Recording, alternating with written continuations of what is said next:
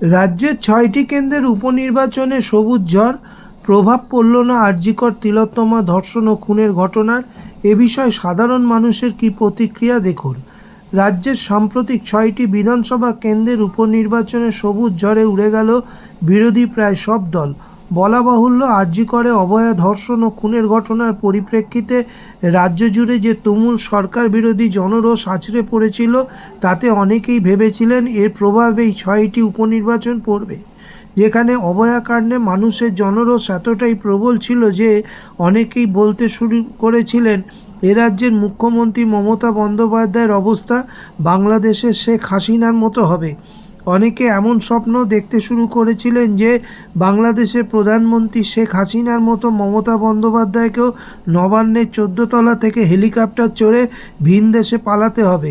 দুঃখের বিষয়, এর কোনোটি হওয়া তো ছাড়, উল্টে মানুষের রায় প্রায় মুছে গেল এই রাজ্যের বামপন্থীরা, যাদের অভয়াকাণ্ডে সবচেয়ে বেশি প্রতিবাদ ও সরব হতে দেখা গিয়েছিল। যদিও এই নির্বাচন আবারও প্রমাণ করল মানুষকে যারা বোকা ভাবেন তাদের থেকে বড় বোকা পৃথিবীতে নেই। যা নিয়ে আমরা সাধারণ মানুষের প্রতিক্রিয়া জানার চেষ্টা করেছি, দেখুন তারা কি বলছেন। সম্প্রতি পশ্চিমবাংলার ৬টি বিধানসভা কেন্দ্রের উপনির্বাচনে তৃণমূল কংগ্রেসের জয় জয়কার, শাসক দলের জয় জয়।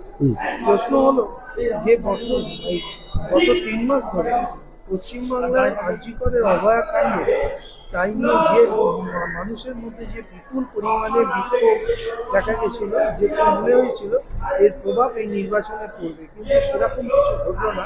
এর জন্য কাকে দায়ী করবেন, কি মনে হয়?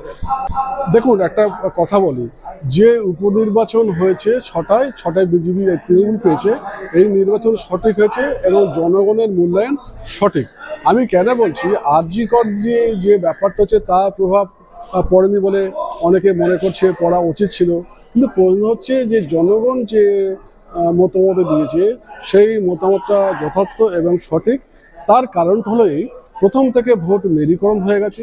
তৃণমূল কংগ্রেস যে 30% মুসলিম ভোট, এটা একছত্রভাবে তৃণমূল পায়, এখানে বিজেপির পাওয়ার কোনো জায়গা নেই। দ্বিতীয় কথা হলো, জনগণ কাকে ভোট দেবে? আজকে যারা বিজেপি করছে তারা তো বিক্ষিপ্ত তৃণমূলের অংশ। আপনি দেখুন, শুভেন্দু অধিকারী, মুকুল রায়, তারপরে অনেক যারা আছে, যারা আজকে যারা বিজেপি করছে, তারা তো তৃণমূলের বিক্ষিপ্ত একটা অংশ। তার মানেটাকে আমি যদি তৃণমূলকে বিক্ষিপ্ত অংশকে ভোট দিই, মানে এক ধরনের আমি তৃণমূলকেই দিলাম। তাহলে এখন তৃণমূলকে দিচ্ছি এবং বিক্ষিপ্ত দেওয়া মানে আমি হেরে যাচ্ছি। তারা লোক দেখেছে যে বাবা, আমি কেন সরকারের বিরুদ্ধে যাবো, সরকারকে ভোট দিই। সরকারকে ভোট দিলে লক্ষ্মী ভাণ্ডার আছে, আমার জীবন সুরক্ষা আছে, লাইফ সুরক্ষা আছে, অসুবিধা কিছু নেই। আর বিজেপি, শুনুন একটা কথা বলি, বিজেপি পশ্চিমবঙ্গে দাঁড়াতে পারবে না। কেন বলছি দাঁড়াতে পারবে না? কংগ্রেসে যেমন যেমন রাজ্য নেতৃত্ব নেই, কংগ্রেস কখনোই চায়নি যে বঙ্গ থেকে একটা বঙ্গ নেতা বের হোক, তেমনি বিজেপি কখনো চায় না যে একটা বঙ্গ থেকে একটা বিজেপির বঙ্গ নেতা বের হোক। যার ফলে যখন যখন দিলীপ ঘোষ দাঁড়াতে গেল, তাকে সরিয়ে দিল। দুধ কুমার রায় বেশ একটু বলছিল, তাকে বসিয়ে দিল।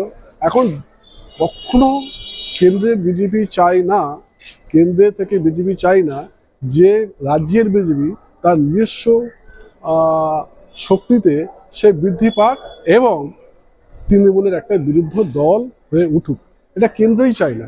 আমরা উপনির্বাচন দেখুন না, যে মেয়েটা অরণ্য চক্রবর্তী দাঁড়িয়েছিলেন, সেটা বিজেপি থেকে এসে দাঁড়িয়েছে। বা যে ছেলেটা হেরে গেল, আদিবাসী ছেলেটা, ওর বাবা সিপিএম ছিলেন, যার বাড়িতে ঘর বাড়ি পোড়াতে গেল, সে তো তৃণমূল থেকে বিজেপি থেকে দাঁড়ালো, হেরে গেল। তো নর্মালি এই প্রার্থীগুলো তো আপনার হয় সিপিএমের প্রার্থী, না তো তৃণমূলের প্রার্থী। তার মানেটা কি, বিজেপি তার নেতা খুঁজে পায় না, তারা ধার করা নেতা, তৃণমূল থেকে ধার করা নেতা নিয়ে এরা দাঁড় করায়, নর্মালি হেরে যায়। এটা তো স্বাভাবিক ব্যাপার।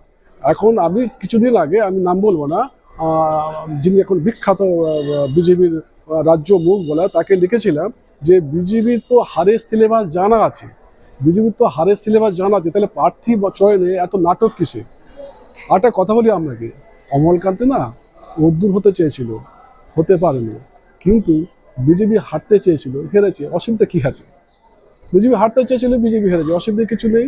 শুধু তাই না, আমি একটা ভবিষ্যৎবাণী, আগামী যে 26-এ নির্বাচন হবে, সেখানে বিজেপি জিততেই পারবে না, কারণ বিজেপি তার নিজস্ব সত্তা দিয়েই দাঁড়াতে হবে। আজকের দেখুন না, আজকের ভোট কিভাবে মেরুকরণ হয়ে গেছে। একটা না কেন্দ্র না রাজ্য। আজকে দেখুন বাংলাদেশ দিয়ে কেউ কথা বলছে যখন হিন্দুরা মরছে? কেন বলছে না? যখন গণতন্ত্রের কাজ কি মানুষকে রক্ষা করা, ধর্মকে রক্ষা করা, ওখানে ধর্ম বিপন্ন মানুষ বিপন্ন। কই আমাদের কেন্দ্র কিছু বলছে না, রাজ্য বিজেপি হইচই করছে, তৃণমূল বলছে না, কংগ্রেস বলছে না, কেউ বলছে না। সিপিএম বলছে, সিপিএম তো বলবেই না। সিপিএম একটাই কাজ, ইসরায়েলে কি যুদ্ধ হচ্ছে বলবে। কেন বলতে পারেন না ওখানে হিন্দুরা মার খাচ্ছে? কেন বলতে অসুবিধাটা কোথায়? তার মানেটা কি, যে ধর্মনিরপেক্ষতা যেটা বলি সেটা আর কিচ্ছু না, এটা হচ্ছে রাজনৈতিক একটা হাতিয়ার, এটা হচ্ছে টোপ।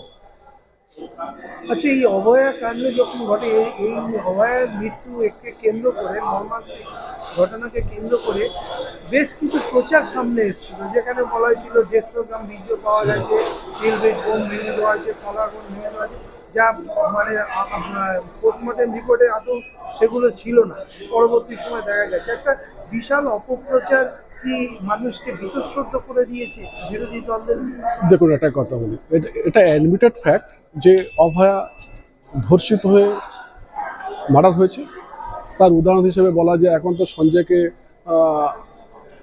বিচার ব্যবস্থার মধ্যে রয়েছে, অতএব কি করে বলবে যে অভয়া মার্ডার হয়নি, মার্ডার হয়েছে। এবার তার সঙ্গে যে খুনিগুলো সেগুলো ধরতে পারছে না, সে রাজ্য ধরতে পারছে না, সিবিআই ধরতে পারছে না, কারণ দুজনে অপদার্থ, একটা বলে দুজনে অপদার্থ এজেন্সি বলে। তাই এখন আমি বলবো এই সমস্ত এজেন্সিগুলো না রেখে আমাদের টাকায় স্কটল্যান্ড ইয়ার্ড থেকে এজেন্সি ভাড়া করে নিয়ে আসুক, তার চেয়ে ওরা ভালো তদন্ত করতে হবে, দোষীদের সাব্যস্ত করতে হবে এবং বিচার ব্যবস্থা একটা সুন্দর জায়গায় চলে যেতে পারবে। কেন বলছি বিচার ব্যবস্থা সুন্দর জায়গায় যেতে পারবে? এই পুলিশের গাফিলতির জন্যে আমাদের হাইকোর্টে যারা বিচার ব্যবস্থা আছেন তাদের বন্যা হচ্ছে। জজ সাহেবরা কী করবে? জজ সাহেব রিয়াক্ট অন দ্য পেপার, সেই পেপারগুলো যদি পুলিশ ঠিকমতো পেশ না করে জজ সাহেব কী বিচার করবেন? অত আমি বলবো যে সবাই দেখেছে অথচ কেউ দেখছে না, কে কেন্দ্র না রাজ্য। একটা মেয়ে তার কর্মস্থলে মার্ডার হয়ে গেল, রেপ হয়ে গেল, খুন হয়ে গেল। আর বীর্যের কথা বলি, আপনি নর্মাল বলুন না, একটা মানুষের বীর্য হলে ক ফোঁটা পড়তে হয়? 10 থেকে 12 ফোঁটা। সেখানে বলছি বলি 100 গ্রাম 150 গ্রাম। এটা অবাস্তব একটা থিওরি। অবাস্তব যেমন থিওরি, এটাও ঠিক সে মার্ডার হচ্ছে, এটাও ঠিক। এবার ব্যর্থতা কোথায়? পাচ্ছে না রাজ্য, কেন্দ্র খুঁজে পাচ্ছে না, এটাই ব্যর্থতা। এবং এই ব্যর্থতার দায় সবাইকে নিতে হবে। আজকের আপনার বাড়ি ওর বাড়ি মেয়ে মরে গেছে, আমি চুপচাপ বসে আছি, এটা খুব দুঃখজনক। আজকের অন্যের বিরুদ্ধে প্রতিবাদ করা দরকার আছে এবং সেটা এই প্রতিবাদের জন্য যারা প্রতিবাদ করেছেন তারা কি করবে, হয় পলিটিক্যাল গেন জন্য করেছেন। আম জনতা কিন্তু পলিটিক্যাল গেনের জন্য করেনি, তারা স্বতঃস্ফূর্তভাবে রিয়াক্ট করেছেন, প্রতিবাদ করেছেন। এই যে জনগণ স্বতঃস্ফূর্তভাবে প্রতিবাদ করেছেন, রিয়াক্ট করেছেন, আমি জনগণকে ধন্যবাদ জানাই, সাধুবাদ জানাই এবং ওই জনগণের সঙ্গে আমি আছি যারা এই প্রতিবাদটা করেছে। আর বাদ বাকি যারা করেছে রাজনৈতিক প্রফিট নেওয়ার জন্য। সম্প্রতি পশ্চিমবাংলায় 6টি বিধানসভা উপনির্বাচন সমাপ্ত হয়েছে, যে উপনির্বাচনে তৃণমূল কংগ্রেস শাসক দলের বিপুল জয় হয়েছে। প্রশ্ন হলো যে গত প্রায় 3 মাস ধরে পশ্চিমবাংলায় অভয়াকাণ্ড নিয়ে যেভাবে বিরোধী দল রাস্তায় নেমেছিল এবং যেভাবে মানুষকে সংগঠিত করতে, তাতে স্বাভাবিকভাবেই একটা ধারণা তৈরি হয়েছিল যে এর প্রভাব একটা এই নির্বাচনে পড়বে। পাশাপাশি গত প্রায় 5 বছর ধরে পশ্চিমবাংলার শাসক দলের নানান দুর্নীতি, যেখানে মন্ত্রী থেকে শুরু করে নেতা আমলা জেলে, সেই জায়গায় দাঁড়িয়ে বারবার নির্বাচনে একটা জিনিসে দেখা যাচ্ছে শাসক দলের এই জয় জয়। এর কারণটা কি আপনি মনে করেন একজন সাধারণ নাগরিক হিসেবে? কি দেখুন, অবশ্যই দুর্নীতি একাধিক ইস্যু সমস্ত মানুষ জানে এবং সব জায়গাতে রিপোর্ট হয়েছে, এবং যে অরাজকতা বা করাপশন আমাদের পশ্চিমবঙ্গে চলছে সেটা অবশ্যই সমস্ত মানুষের কাছেই অবগত। কিন্তু সমস্যা হলো একটা জিনিস বুঝতে হবে, যদিও আমাদের যে দেশ, আমাদের দেশের যে সংবিধান সেটা যদিও সোশ্যালিস্ট, কিন্তু অ্যাকচুয়ালি আমাদের দেশটা তো হচ্ছে ডেমোক্রেটিক স্বাধীন দেশ।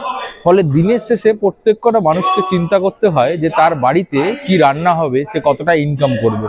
তো যতটাই সিভিল মুভমেন্ট যেটা হয়েছিল আমাদের এই সমস্ত প্রোটেস্টের এগেনস্টে, এই সিভিল মুভমেন্টগুলো মূলত ছিল পলিটিক্যাল বা নন পলিটিক্যাল মুভমেন্টের একটা বড় সমস্যা হলো দিনের শেষে তাদেরকে কিন্তু ভাবতে হয়, সাধারণ মানুষকে দিনের শেষে ভাবতে হয় তাদের চাকরির কথা, ভাবতে হয় তাদের কালকের কথা। কারণ এটা অস্বীকার করে লাভ নেই, আমাদের দেশের যে ম্যাসিভ সেক্টর, মেন সেক্টর, সেটা হচ্ছে মধ্যবিত্ত।